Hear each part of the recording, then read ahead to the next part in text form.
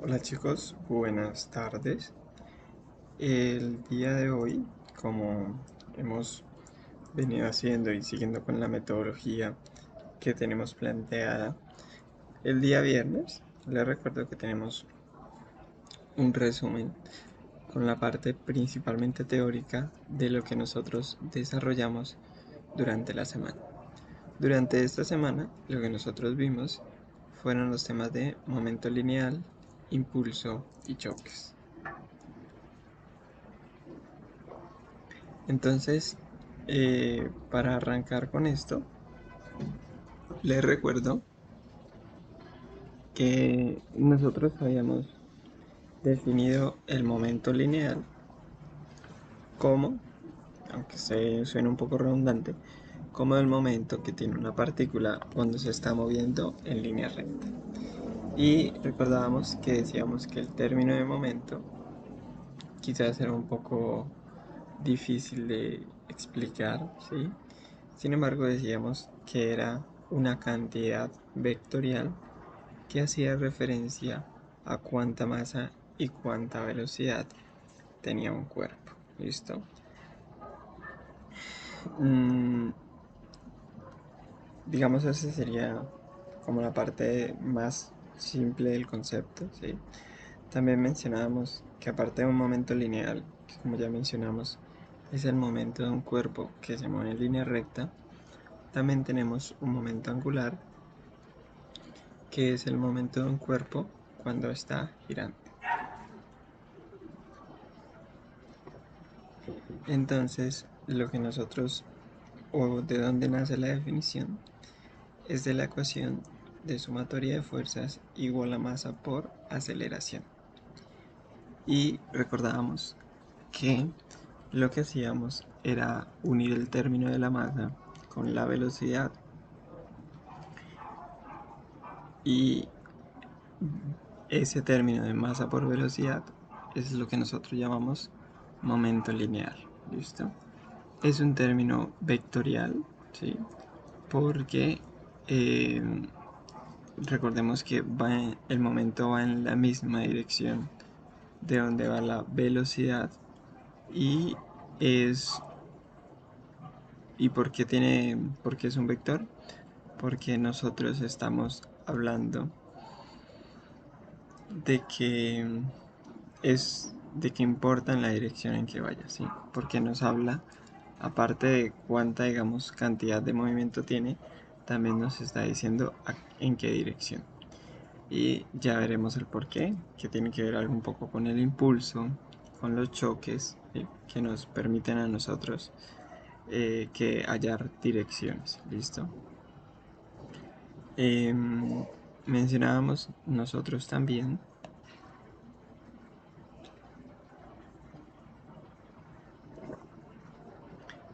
que como era una cantidad vectorial, nosotros la podíamos descomponer en tres diferentes ejes, ¿listo?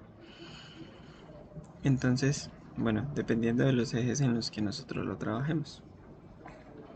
Entonces, nosotros podíamos decir que el momento lineal es el momento lineal en X, que es masa por velocidad en X, más momento lineal en Y, masa por velocidad en Y, más momento lineal en Z, masa por velocidad en Z.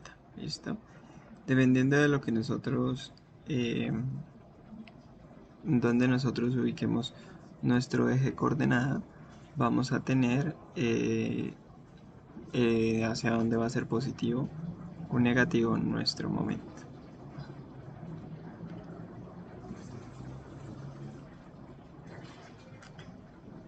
Mm, ¿Qué otra cosa acá es importante destacar? Bueno, yo creo que digamos, eso sería como lo principal. También hablábamos acerca de el teorema de impulso y momento lineal. Mencionábamos que el momento lineal de una partícula puede cambiar, ¿sí? Puede ser que en un momento la partícula tenga cierta masa y cierta velocidad y tiempo después cambie esto, ¿sí? Cuando nosotros analizamos el lado de que cambie de masa, nos vamos a un campo mucho más complejo, ¿sí? Como lo puede llegar a ser la propulsión de cohetes, en el cual vamos a estar quemando una cantidad de combustible mientras cambiamos velocidad, entonces nuestra masa va a ir variando. Entonces es un análisis mucho más complejo. Por lo que nosotros tomamos impulso inicialmente como un cambio en la velocidad, ¿sí? También es cierto de que, aparte de que lo podemos ver como el cambio en el momento lineal de una partícula, como lo podemos ver acá, también lo podemos expresar como una fuerza por un delta T, ¿sí? Entonces, recordemos lo que hablábamos y mencionábamos un ejemplo de cuando nosotros golpeamos un balón, ¿sí? Con el pie. Al principio nosotros puede ser que iniciando el contacto con el balón, o sea, antes de iniciar contacto va a tener una fuerza cero, y conforme se da el contacto y se va separando el balón, nuestro valor de fuerza va a ir cambiando. ¿Listo? Es algo que, digamos, lo podríamos mirar de esta forma, ¿sí? Pero es un análisis de igual forma bastante complejo, porque tendríamos que saber cuál es la fuerza en cada instante de tiempo. Para eso, entonces, lo que nosotros podemos hacer es simplificar esto y mencionar que vamos a usar una fuerza media, ¿listo? Una fuerza promedio. El por qué hacemos esto, entonces, esto es algo que se realiza principalmente porque, como nos damos cuenta, que el impulso es fuerza por delta T, y si lo miramos por diferenciales, es una fuerza por un diferencial de tiempo, ¿listo? Y nosotros sabemos que esa integral, ¿sí? O ese valor, lo que nos está mencionando es el área bajo la curva, ¿sí? Entonces, el área bajo la curva que vemos acá es en realidad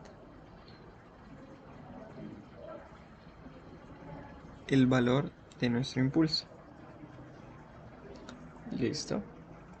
Y nosotros podemos obtener esta misma área si lo que hacemos es ubicar una fuerza promedio, ¿sí? Una fuerza media, que no significa que sea máximo más mínimo dividido entre 2, sino es sencillamente la fuerza que se ajusta para que nuestro cuerpo tenga el mismo impulso, es decir, el área bajo la curva sea la misma. ¿Listo? Entonces es por eso que nosotros lo podemos resumir como una fuerza media, ¿sí? Por un delta T. Recordando nosotros que esa fuerza media es una fuerza neta, ¿sí? Que está actuando sobre sobre nuestro cuerpo. Si, por ejemplo, nosotros tenemos, no sé, un bloque, una caja, pero no solamente somos nosotros lo que los estamos empujando, sino son 4 o 5 personas. Entonces, la fuerza que vamos a tener acá va a ser el resultado de la fuerza neta, ¿listo? Es decir, la fuerza, como si nosotros halláramos la resultante de todas esas fuerzas y halláramos una única fuerza que nos permitiese a nosotros poder calcular el impulso, ¿sí? Es como la verdadera fuerza que está sintiendo nuestro cuerpo. Y como nos podemos dar cuenta, ¿sí? Como acá lo trabajamos, se recuerden que lo tenemos de dos formas: como impulso, fuerza por tiempo, o impulso como cambio en el momento lineal. Si lo miramos como el cambio en el momento lineal, entonces recordemos que como el momento lineal es un vector, el impulso también va a ser un vector. Por lo tanto, vamos a poder tener un impulso en X y un impulso en Y. ¿Listo? Y si estamos trabajando en tres ejes, también será un impulso en Z.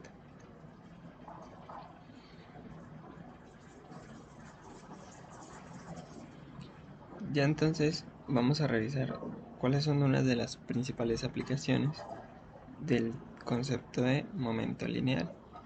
Entonces recordábamos que nosotros decíamos que el medio lo asimilábamos, ¿sí? Que podíamos llegar a decir que tienen una leve relación, y es que el momento lineal tiene que ver en parte como con la energía que tiene nuestro cuerpo, ¿sí? Porque porque estamos queriendo decir que nuestro cuerpo tiene una cierta velocidad y una cierta masa. Y que si recordamos es un poco como la energía cinética, ¿sí? Recordemos que la energía cinética es un medio de la masa por la velocidad al cuadrado. Entonces, este momento, lo que no es una energía, pero sí lo podemos entender como una capacidad, ¿sí? Como una intención que tiene nuestro cuerpo de estar moviéndose, como una inercia, ¿sí? Es como un término que está entre estos valores, ¿listo? Entonces, también acá vamos a tener el término de conservación del momento lineal. Y así como nosotros hablábamos en energías del concepto de conservación de energía y decíamos que existe conservación de energía cuando cuando sobre nuestro cuerpo no actúan una fuerza neta externa. Lo mismo vamos a tener en este caso, ¿sí? Si sobre nuestro cuerpo no actúan fuerzas externas o la fuerza externa neta es igual a cero, entonces vamos a tener una conservación de la energía, ¿listo? Una conservación del momento lineal. Entonces, nosotros podemos decir que el momento en un estado antes es igual al momento en un estado después, ¿listo? Y si lo que nosotros tenemos es una partícula, básicamente estamos mencionando que nuestro cuerpo se mantiene constante, ¿cierto? Y que tiene sentido. Si sobre nuestro cuerpo no actúa ninguna otra fuerza externa, él va a mantener siempre su misma velocidad. Por lo tanto, el momento antes va a ser igual al momento después, ¿sí? Y será el mismo análisis. Pero sucede entonces que cuando tenemos sistemas con más de un cuerpo, lo que tenemos es un momento lineal del sistema. Ese momento lineal del sistema nosotros lo podemos calcular como la suma vectorial de todos los momentos que tienen los diferentes partículas de nuestro sistema. Entonces, si digamos acá queremos hallar el momento en el instante 1, aquí va a ser igual al momento de A más el momento de B, ¿sí? Todo de forma vectorial. Es decir, que si nosotros decimos que es positivo hacia la derecha, este valor de momento es positivo y este negativo, ¿sí? Porque la velocidad va negativa.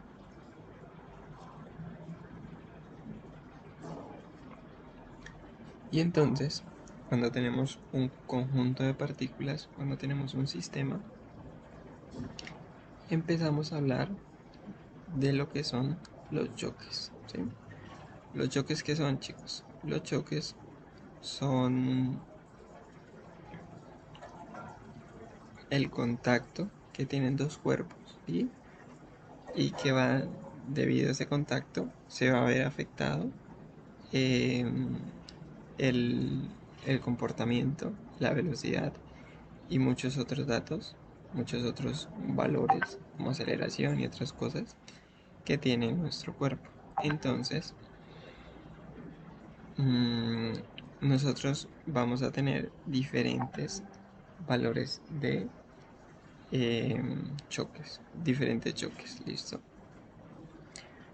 Vamos a tener los choques elásticos, los choques inelásticos y los choques perfectamente inelásticos o totalmente inelásticos. En todos ellos va a haber un intercambio de momento lineal entre ellos, pero si nosotros analizamos el sistema y sobre él no actúa ninguna fuerza externa, vamos a tener nosotros una conservación del momento. Es decir, que el momento que hay acá va a ser el mismo momento que hay acá.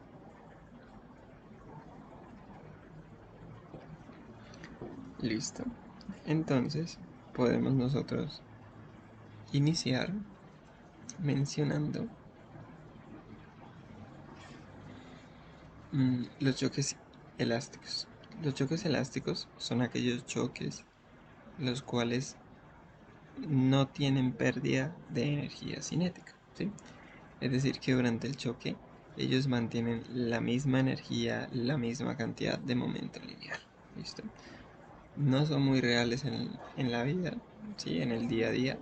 De pronto lo más cercano son eh, con los juegos de billar, ¿sí? En los cuales eh, se puede llegar a dar un caso.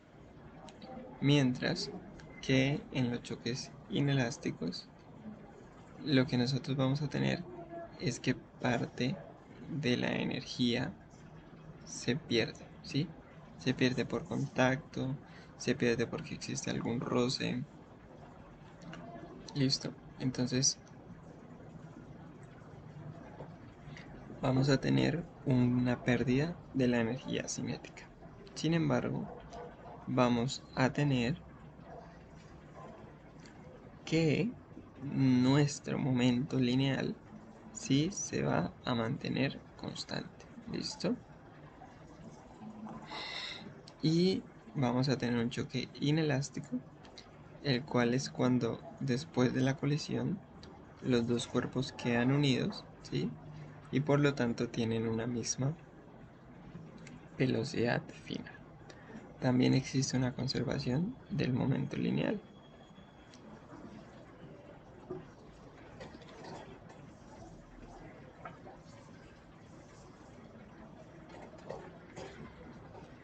Y entonces, si continuamos analizando un poco más los choques inelásticos, totalmente inelásticos, lo que vamos a tener es esto.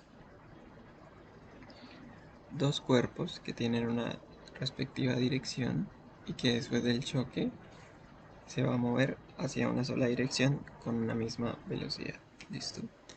Cuando planteamos el momento antes y el momento después, ¿qué tenemos en el momento antes? Masa de A, velocidad de A, más masa de B, velocidad de B. ¿Sí? Este valor, como vemos, es vectorial. Cuando yo lo pase a algo escalar, de seguro esto me va a quedar negativo porque va en dirección contraria.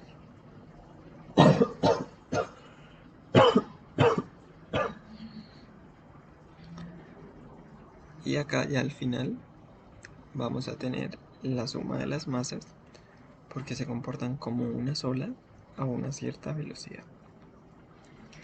Y para los choques elásticos, lo que tenemos nosotros es que si tenemos dos cuerpos, el análisis va a ser mucho más complejo. Entonces, uno puede obtener unas ciertas ecuaciones para cuando uno de los dos cuerpos está quieto. Entonces, cuando el bloque pequeño, ¿sí? O de menor masa se está moviendo, vamos a tener este comportamiento, ¿sí? Que después del impacto él va a rebotar y el bloque grande lo que va a pasar es que se va a mover un poco. Mientras que cuando mi masa grande es la que se está moviendo, lo que vamos a tener nosotros es que ella va a continuar con su camino con un poco menos de velocidad porque se dio parte de su momento y que la partícula pequeña va a salir disparada con una mayor velocidad. Eso lo podemos plantear de esta forma, ¿sí? Sabiendo que este primer término va a ser 0 e igualando la energía cinética que hay acá con la energía cinética que hay acá. Y ya finalmente cuando nosotros reemplacemos, lo que vamos a tener son estas dos ecuaciones que me van a permitir hallar las velocidades finales de mi cuerpo en función de la única velocidad inicial que tenemos y de las masas. Y ya por último, otro término importante es el coeficiente de restitución, el cual nos explica a nosotros la relación que vamos a tener entre las velocidades, entre la diferencia de las velocidades al final del choque